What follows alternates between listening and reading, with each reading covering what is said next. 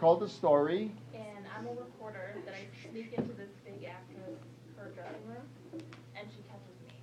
Ah, so you snuck into an actress's dressing room, let's say on a lot set, or right? I mean, Right, she's coming off set. she's coming off the set. Back to her dressing room. Is a dressing room. You want a story about her. Mm-hmm. Okay, good. That's all we need to know. Thanks.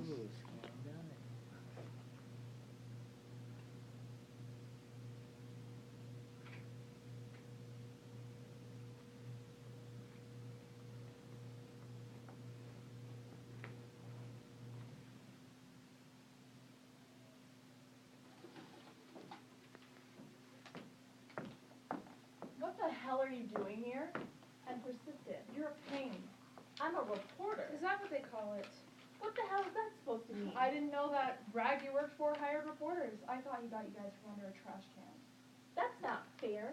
I print a lot of true stories. Oh, please. You wouldn't know the truth if it hit you in the ass. That's not true. How many times has that reporter you write for been sued for libel?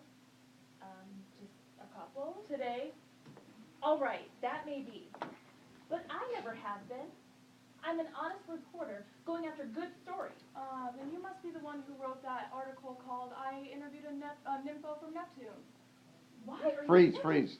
You know that when you have a punchline, if you stutter, you lose the comedic effect. So, or you must be the one that say it, don't, you know, because you have a couple of times now that you're stuttering. So get it out clear, all right? Okay. And also give me the feeling that you are a big actress. This is your dressing room. Take control of it. Good. Back it up a couple of lines, Ted.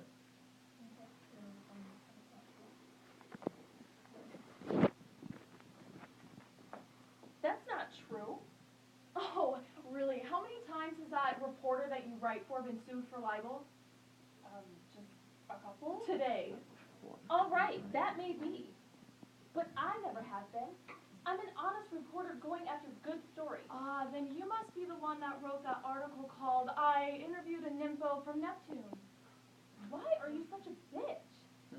What the hell happened to you? Let me set the record straight on that. Nothing happened to me. I've always been this way. I was a bitch when I started, and now that I'm a very successful actress and producer, I'm still a bitch. Good. Have to admire your honesty. I believe in being consistent, and you should admire more than that. Now, if you don't mind, get out before I call security. Just like that? And my interview's over? Just like that. And there was no interview. Why? I don't believe in doing interviews with pushy reporters. Who the hell are you kidding? You don't do interviews at all. Very good. You know, you aren't as stupid as you look. You know what? You can stick it. I tried to be a good reporter. I followed all the proper procedures, and the nicest thing your office said was just buzz off. They're under orders. That's what I figured. That's why I sneaked in here. I wanted to be the first person in a long time to interview you. You know, I've uncovered some facts that I'd like to discuss with you. I could care less about what facts you've uncovered. Now get out. Fine. Now I know why reporters print stories without talking to And why is that? Because a lot of them are acting like you're acting now. I'm going to print my story. And I don't give a shit if you do sue me. Say hello to Jason for me. What do you know about Jason? Not much. Except that he exists. That's what I was trying to talk to you about. Before I told the entire world that you had a 5-year-old You son. wouldn't dare. You know, you have a reputation for walking all over people. So I think it's about time someone took a stroll over you. I think that's going to be me. Okay, I'll make a deal with you. I'll tell you about Jason, but you cannot print it. That's not a deal. Forget it. Please. All right, look. You be straight with me. You tell me the story, and I'll decide. If not, I'll just print what I know. I guess I don't have a choice now, do I? No. Fine. So tell me about Jason. Okay, the story starts about 7 years ago when I met and married a man named Irv Glasser. After trying for 2 years, I finally got pregnant and gave birth to Jason. That was the time that they reported that I was about to retire. Anyway, shortly after that, my husband, Irv, was killed by a drunk driver. And that's when I decided that I would protect my Morgan, son. do me a favor, when you tell that story, I don't hear any pain. You're talking about your husband was killed by a drunk driver, and a lot of this story you're telling her, it's flowing out of you like you're a columnist on a newscaster. Don't make that so cold. Get into the depth of those lines a bit. So start that again, okay, and start telling her the story, but I want you to sort of have recollections where it suddenly comes back to you, and maybe you get affected by it. Something that shows there's a little bit of pain and sensitivity there, right? Yeah. Good, back it up. Yeah. So do you wanna let this be like okay? Fine. So, tell me about Jason. The story starts about 7 years ago. I met and married a man named Irv Platzer. After trying for 2 years, I finally got pregnant and gave birth to Jason. That was around the time that they were reporting that I was retiring. Anyway, shortly after that, my husband was killed by a drunk driver. And that's why I decided to shelter Jason. I didn't want him bothered. That's it? You didn't want him bothered? That's what all the stars say about their kids. I've heard this a million times. You're not going to report it, are you? Well, I don't see a reason not to. How about the fact that he's never had a normal childhood? Why? Because you're a big shot actress? No. Because you're a big producer? No. Then why? Because he's autistic. What? What word didn't you understand? Well then, why didn't you just say so? Frankly, it's none of your business. When Irv and I found out, we didn't want the press to find out. We wanted our privacy. And then when Irv died, that's when I started to shelter Jason. I spent years of my life with him. I didn't want him bothered by people or a business that he could never possibly understand, and that's the way I intend to keep it.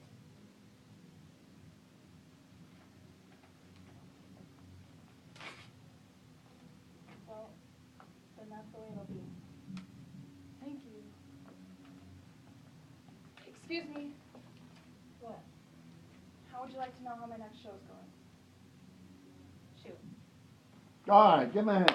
All right, good. Good. Story pretty clear? Pretty clear. No problems in terms of understanding anything or whatever. What about believability in terms of honest conversation? I want to hear a little bit about that. Okay, let me call on Lauren. I haven't heard from you tonight. How did this scene grab you, or not? I would say there was just maybe a lack of listening to each other. Just a lack of that, and maybe just the pace was a little bit slow. Pacing was slow? Okay. Did you feel, in terms of stage energy, that it could have been larger? Definitely. Oh, sorry, we're getting a lot of yeses on that side. Okay. How about over here? Could have been faster, paced, okay? More energy? Talk to me about, let's start with Morgan's characterization. Somebody shut that, just close the curtain. Thanks, hon. I want to know if you believed she was outraged. This is a movie star. A reporter snuck into her dressing room, is going through her personal stuff. What about that? Yes. I felt that. Who is that back? It's James. Oh, James. Okay, good. Your brother. Sure.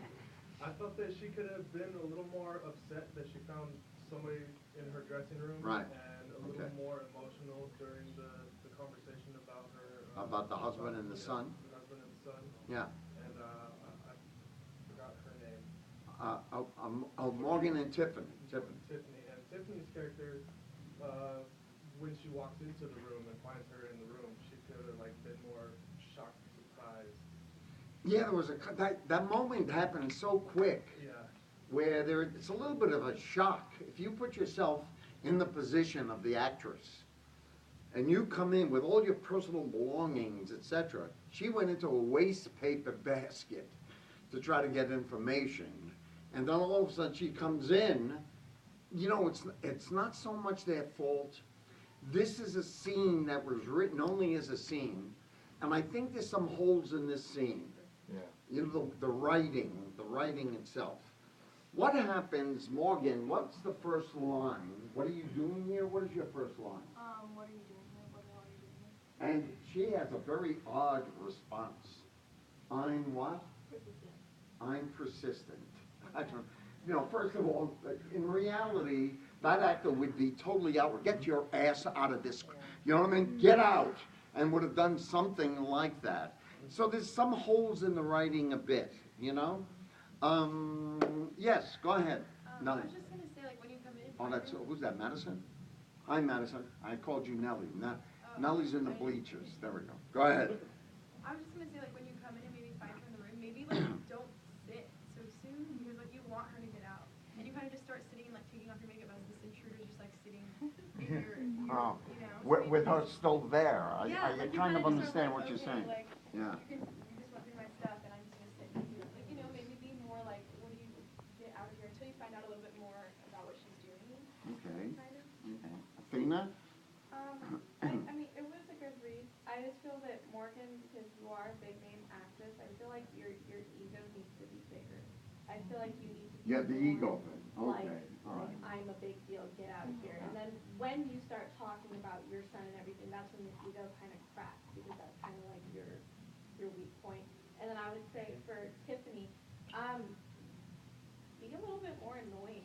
Honestly, if you're showing up in a reporter's, or not reporter's, an actor's dressing room, obviously you're pretty nosy and kind of irritating. So Right. I would just say do it more like that, because you're pretty civil. You're like, "Oh, I'm persistent." You know, like, no, be like, I'm persistent. I'm gonna get this whatever, and irritating. You know, if you think about it, reporters, the money they make usually is based on the stories that they find, the gossip or whatever. You know, that show, what is it, TMZ? Anybody ever watch that thing? It's all gossip. All the It's time. All the time. All the time over here, All the time. okay. Well, that's the way they make their money. So she wants the gossip. Tiffany wants it. She wants to find something. She goes into a waste paper basket to find something that she could bring back to her boss and say, hey, I got her. I got her. Yeah, go ahead. Tiffany's character is a hustler, You got it. streetwise. Yeah, that's true. I think you're Gotta right. get my money. There is the hustler, definitely. Eric, what do you think? Yeah, I thought it was. I caught you off guard. No, I agree with what they're, you know, the general consensus. Okay, good. I don't know if I can add anything. Raymond, this is unfair, but I'm gonna do it anyway. Oh, Lord. Be quiet. Don't be afraid. This is your first day with us. Uh-huh. Did you get anything out of this scene at all? Humming.